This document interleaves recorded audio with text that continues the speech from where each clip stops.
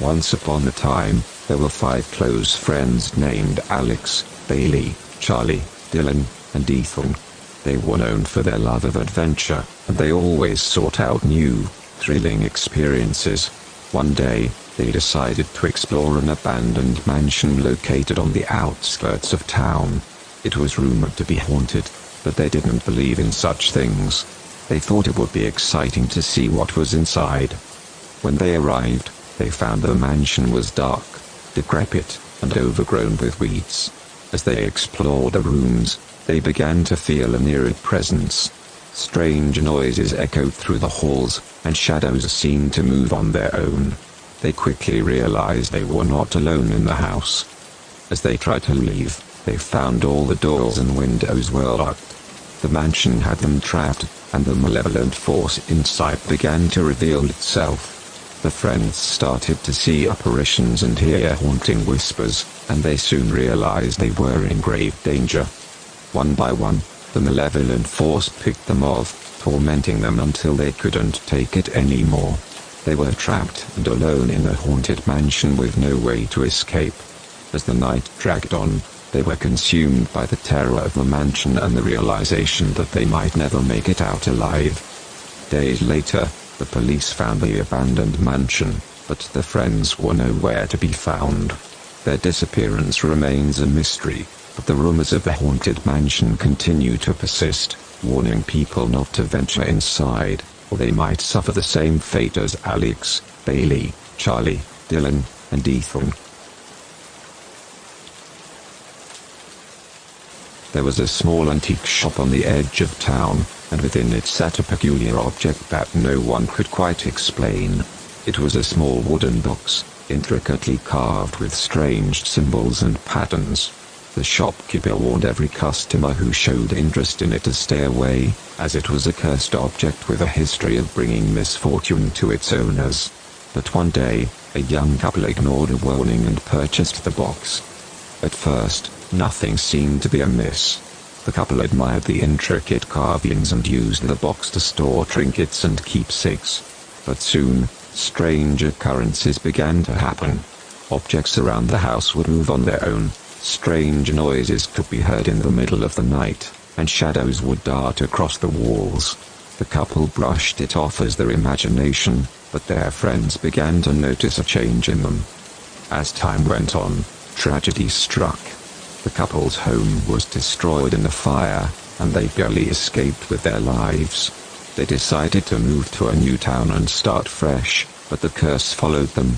Everywhere they went, the box seemed to attract death and misfortune. Their loved ones started to die in bizarre accidents, and the couple themselves began to suffer from strange illnesses and nightmares. Desperate to break the curse, the couple returned to the antique shop and begged the shopkeeper to take the box back. But the shopkeeper simply shook his head and said it was too late. The curse had taken hold of the couple, and there was no escaping it. They left the shop defeated, knowing that the cursed box would continue to haunt them for the rest of their days. And so the box sat in the antique shop, waiting for its next victim to fall prey to its curse. For those who dared to possess it, the cursed box would bring only misfortune and death.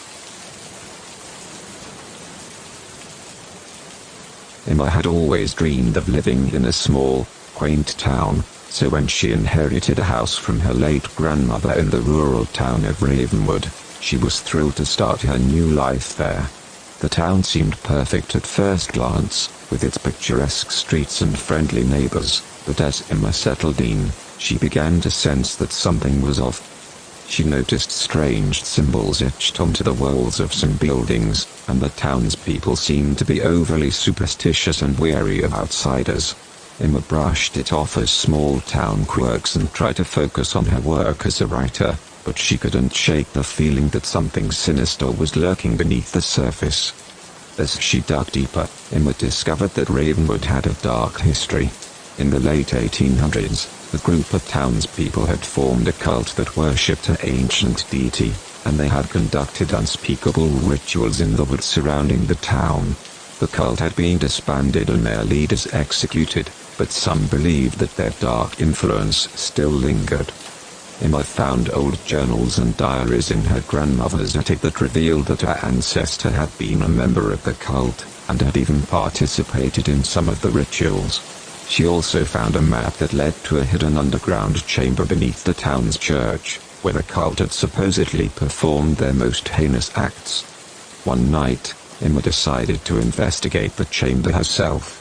As she descended the stairs, she could hear whispers and faint chanting coming from the darkness below. When she reached the bottom, she found herself face to face with a group of hooded figures, their faces obscured by masks. Before she could react, the figures grabbed her and began to chant in an ancient language. Emma tried to fight back, but her struggles were in vain. Suddenly, the ground beneath her opened up and she fell into a dark pit. When Emma woke up, she found herself in a cold, damp cell, with no idea how much time had passed. She could hear whispers and chanting coming from outside, and she knew that she was in grave danger. She realized too late that the sinister force lurking beneath the surface of Ravenwood was more powerful than she could have ever imagined, and she may not make it out alive.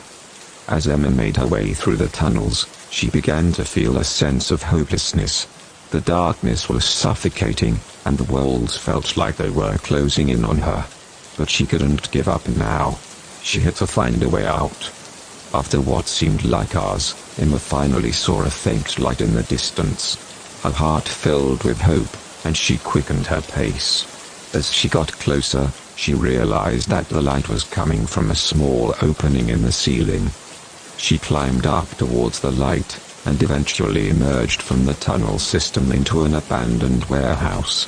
Emma stumbled out into the open air, gasping for breath. She had made it out alive. She called the police and told them everything she had seen. They didn't believe her at first, but when they investigated the tunnels themselves, they found evidence of the horrors she had described. Emma left the town shortly after, never wanting to return. She knew that whatever was down there in the tunnels was too dangerous to ignore, and she never wanted to be anywhere near it again.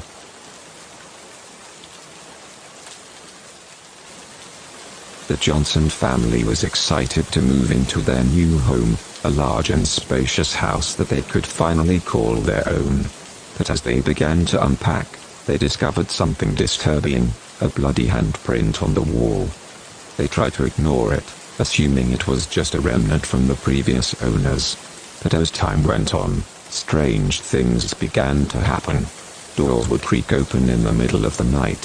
Footsteps could be heard in the hallways, and the family dog would bark and growl at empty corners of the room. The Johnsons tried to rationalize the occurrences, but they couldn't ignore the growing sense of unease that hung in the air. One night, they found an old journal hidden away in a drawer.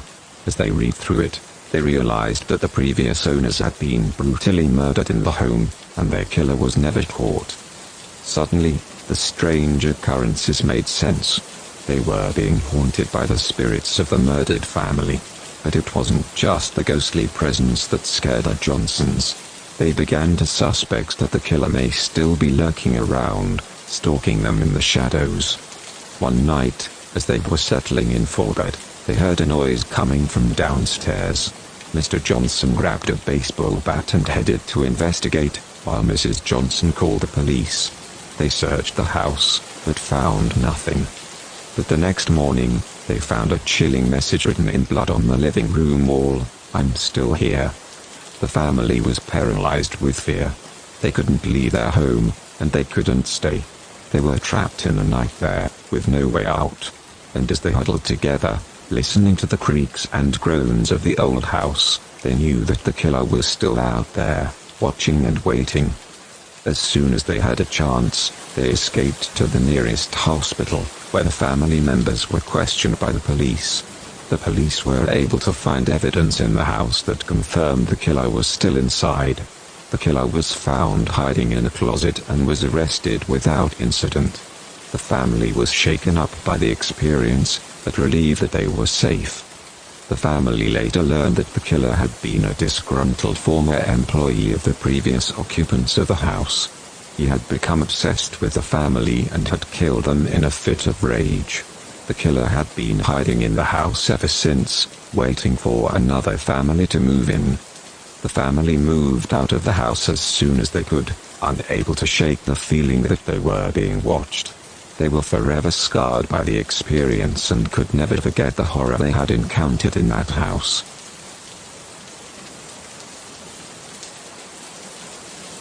A group of strangers found themselves stranded on the deserted island after a freak storm sank their boat. They searched the island for any signs of life or civilization, but found nothing. As night approached, they gathered around a campfire, sharing their fears and anxieties about being stranded on the island. As they settled down to sleep, they heard strange noises coming from the surrounding jungle. They assumed it was just the sound of animals, but the noises continued, growing louder and more sinister. They soon realized that they were not alone on the island. The next morning, they found footprints in the sand that did not belong to any of them. The prints were large and had sharp claws, resembling those of a predator. They began to feel a sense of unease, and as the days passed, their fears intensified. One by one, the members of the group started to disappear.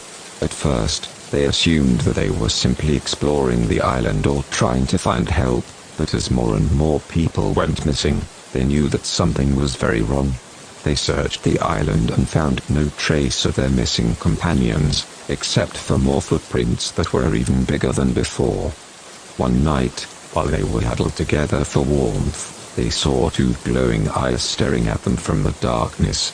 They realized that the creature that had been stalking them was not just an animal, but something much more sinister. They tried to defend themselves, but the creature was too powerful. One by one, they fell to the creature's claws, until only one was left. The survivor managed to build a raft and escape the island, but they were forever haunted by the memory of the creature that had killed their companions. They knew that they would never forget the terror they experienced on that deserted island, and they were certain that the creature was still out there, waiting for its next victim. Edward had always felt like an outsider, ever since he was a child. He was quiet and reserved, preferring to keep to himself rather than make friends. As he grew older, he found it increasingly difficult to connect with others, and as a result, he became more and more isolated. But it wasn't until he committed a terrible act in his late 20s that he truly began to retreat from the world. He was consumed with guilt and shame over what he had done, and he couldn't bear the thought of anyone finding out. He moved to a small cabin in the woods, far from civilization, and spent most of his days alone. He rarely ventured into town, and when he did, he kept to himself, avoiding eye contact and speaking as little as possible. Over time, the isolation began to take its toll. Edward became paranoid and delusional, convinced that everyone was judging him and whispering about him behind his back. He would spend hours pacing back and forth in his cabin, muttering to himself and imagining scenarios where he was publicly shamed and humiliated. As the years went by, his mental state deteriorated further. He became convinced that he was being watched, and that the people he had wronged were coming for him. He would wake up in the middle of the night, drenched in sweat, convinced that he had heard footsteps outside his cabin. One day, he woke up to find that he could no longer distinguish reality from his own delusions. He had become completely consumed by his shame and guilt, and he could no longer live with himself. In a fit of despair, he took his own life. It wasn't until months later that a hunter stumbled upon Edward's cabin and found his remains. But by that point, it was clear that Edward had been gone for much longer than that. The cabin was overgrown with vines, and the only sounds were the creaking of the old wood and the rustling of leaves in the wind. Edward's tragic end was a stark reminder of the dangers of isolation and shame. It started with a fever, just a mild one, at first. But within hours, it had escalated into a full-blown illness. People were collapsing in the streets, writhing in pain as their bodies twisted and contorted in strange ways. As the days passed, the illness spread like wildfire. It didn't discriminate between young or old, rich or poor. Soon, the hospitals were overflowing with patients, and the doctors were powerless to stop it. But that was just the beginning. Within a week, those who had been infected began to change. Their skin turned a sickly shade of green, and their eyes glowed with an otherworldly light. They grew claws and fangs, and their bodies twisted into grotesque, monstrous shapes. No one knew how to stop it. The military had been called in to quarantine the infected, but it was already too late. The monsters were multiplying faster than they could be contained, and soon they began to break free from their prisons. The world fell into chaos. The cities were overrun with the monsters, and those who survived were forced to flee to the countryside, hoping to find safety in isolation. But even there, they were not safe. The monsters prowled the forests and the fields, hunting for prey. And even those who managed to avoid their grasp were not immune to the sickness that had caused the outbreak in the first place. As the months passed, the survivors began to notice something strange. The monsters seemed to be growing weaker. They were slower, less aggressive. And eventually, they began to die off. But the damage had already been done. The world would never be the same. The survivors would carry the scars of the outbreak with them for the rest of their lives, haunted by the memories of the monsters that had once been their friends and loved ones. And no one would ever know the true cause of the illness that had brought about the end of the world.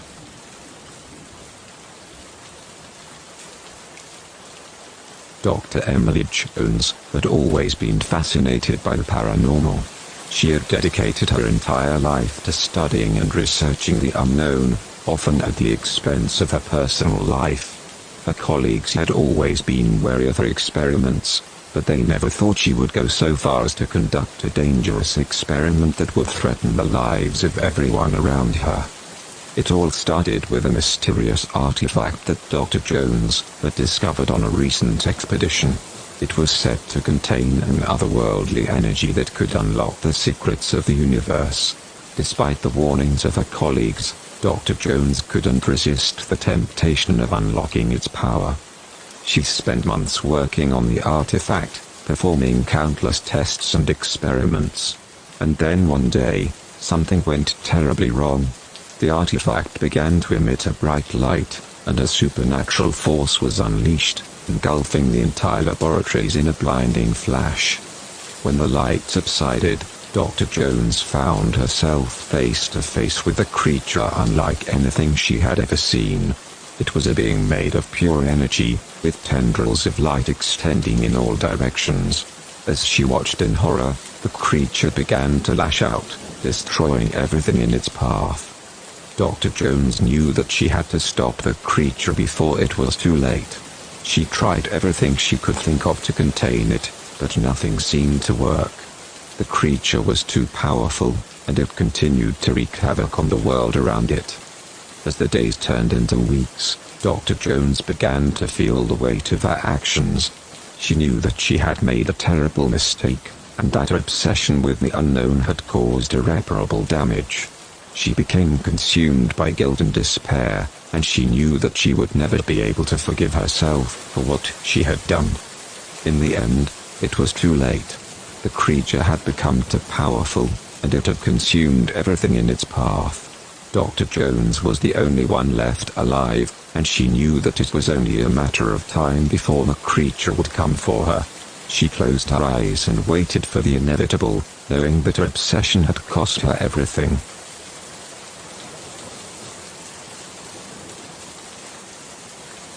The man woke up in complete darkness, his head throbbing with pain. He tried to get up, but his limbs felt heavy, and his body was unresponsive. Panic began to set in as he realized he couldn't remember anything, not his name, not where he was, not even how he got there. Suddenly, a sound echoed through the darkness, a low growl that seemed to come from all around him. His heart pounded as he tried to make out his surroundings, but there was nothing to see, just an endless void of blackness. The growling grew louder, and he could hear something moving towards him.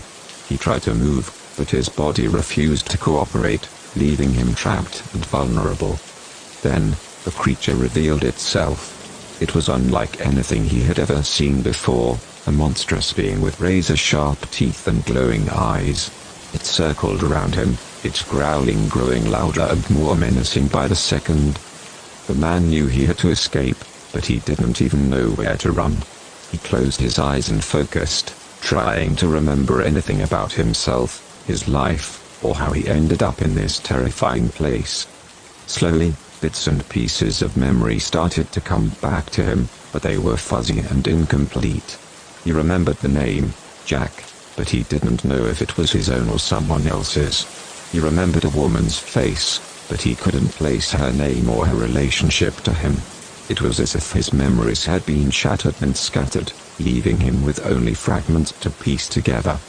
But even with these vague memories, Jack knew one thing for sure: he had to get away from the creature that was stalking him. He pushed himself up, his limbs still heavy and uncooperative, and began to stumble forward, hoping to find some kind of escape. As he stumbled through the darkness, he heard the creatures growling behind him, getting closer and closer. His heart raced as he realized he was running out of time, but then something strange happened. The darkness began to lift, and he saw a faint light in the distance. With renewed hope, Jack pushed himself forward, his body finally responding to his commands. As he got closer to the light, he could see that it was coming from a door that led to another room. He burst through the door, hoping to find safety on the other side, but he was greeted by a sight that chilled him to the bone.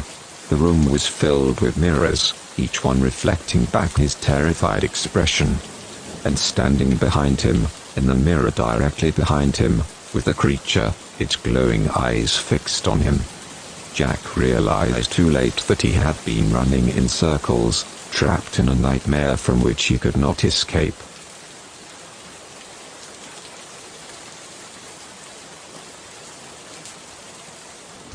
Ron had always been a heavy sleeper, but when he woke up that morning, he knew something was wrong. He tried to stretch and yawn, but his limbs felt heavy and unresponsive. He opened his eyes, and to his horror, he saw that his entire room was covered in a thick layer of slime. Panicking, Ron tried to sit up, but he realized that he was tied to his bed. That's when he noticed that the world around him was eerily silent. No sound came from outside the room. He looked towards the window, only to see that the glass was shattered, and the curtains were torn apart. The room was so cold that Ron could see his breath fogging up in the air. As he struggled to free himself from the bindings, Ron heard a noise outside the door. It was faint at first, but it grew louder with each passing moment. He could hear something dragging its feet across the floor, coming closer and closer. Finally, the door creaked open, and Ron saw what was waiting for him on the other side. His family had turned into grotesque monsters with sharp teeth and claws, and they were all staring at him hungrily. Ron tried to scream, but his voice was caught in his throat. He couldn't believe what he was seeing, and he didn't understand how it could happen. Ron was alone, trapped in his own house, with his family turned into monsters and hunting him down. The only thing he could do was fight for his life and try to find a way out before it was too late.